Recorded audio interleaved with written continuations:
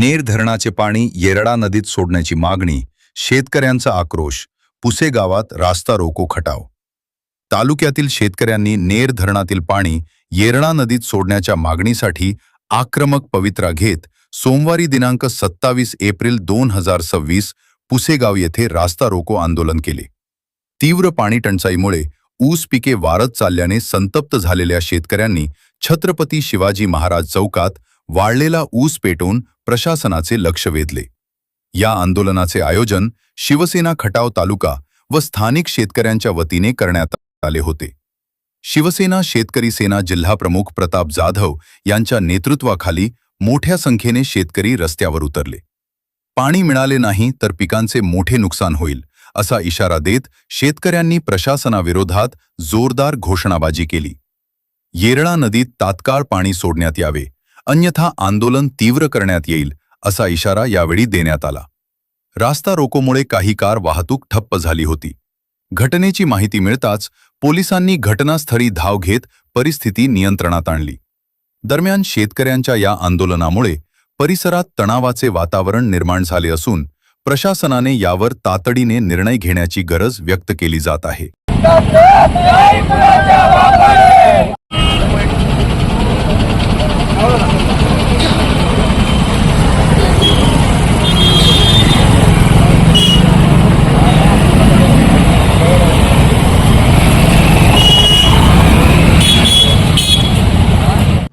हिंदुहृदय सम्राट माननीय बाळासाहेब ठाकरे यांचं स्वप्न होतं की हा खटाव मान पूर्ण भाग सुजलाम सुफलाम व्हावा, या भागात विकासाची गंगा व्हावी, ही भावना हिंदुहृदय सम्राट बाळासाहेब ठाकरे यांची होती। त्याचबरोबर ज्यावेळेला युतीचं सरकार आलं त्यावेळेला प्रथम साहेबांनी ह्या योजनेला मान्यता दिली, जे कटापूर योजना स्थापन केली, स्वतः या योजनेची पाहणी केली आणि सगळ्यात महत्त्वाचा विषय म्हणजे भरघोस निधी या जे कटापूर योजनेला आदरणीय बाळासाहेब ठाकरे यांनी टाकला। त्याच पद्धतीने काम जोमात झालं, काम जोमात सुरू झालं, नेरमध्ये पाणी आलं। ही पूर्ण योजना हिंदुहृदय सम्राट बाळासाहेब ठाकरे यांची स्वप्नस्फूर्ती आहे। आम्ही ठीक आहे म्हणलं बाबा, त्याचं श्रेय कोणीही घेऊ द्या, पण लोकांच्या बांधाव पाणी जाऊ द्या अशी भावना शिवसैनिकांची होती व आम माणसांची होती। पण हे स्वप्न बाळगून आज पूर्ण शेतकरी आज रस्त्यावर जो उतरलेला आहे, ज्या योजना वेराळा काठ पूर्ण सुजलाम सुफलाम व्हावा, ह्या भागची जनता सुखकर व्हावी यासाठी योजना पूर्ववत केली, पण आज तीच वेराळा नदी पूर्ण 1 वर्ष झालं पूर्ण खडखडत आहे। राजकीय दोषापोटी पाणी सोडलं जात नाही। पाणी पूर्ण सर्व भागात पाणी आहे, सर्व भाग आता तुपाशी आहे आणि आमची वेराळा माई उपाशी अशी अवस्था आहे। ही पूर्ण सगळा राजकीय खटाटोप चाललेला आहे। इथले 2 आमदार आहेत आता, आदरणीय शशिकांत शिंदे प्रदेशाध्यक्ष आहेत, एक जबाबदारीचे प्रतिनिधी आहेत, दुसरे आमदार महेशजी शिंदे ते कृष्णा खोरे विकास महामंडळाचे अध्यक्ष आहेत, तरी सुद्धा त्यांच्या मतदारसंघातील लोकांना आज उपाशी राहावं लागतंय। ही योजना ज्या संकल्पनेतून आली, ही योजना ज्यासाठी झाली, तीच योजनेचं पाणी आज लोकांच्या दारात पोहोचत नाही, शेतकऱ्याच्या वर्गात पोहोचत नाही। तुम्ही असे इलेक्शनच्या काळात त्यांना आव्हान केलेलं शेतकऱ्यांना, आज गोरगरीब शेतकऱ्यांनी ऊस लावलेला आहे, बागात पिकं घेतली आहेत, पण पूर्ण आज ऊस सारखं पीक आज वाळून चाललेलं आहे।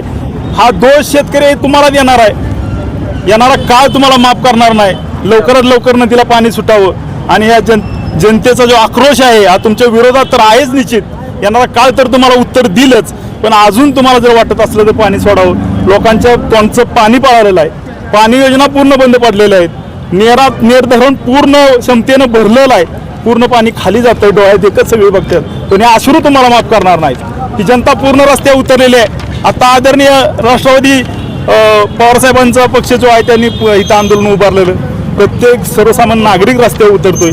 ह्या सगळ्यांच्या अश्रू तुम्हाला शाप दिल्याशिवाय राहणार नाही।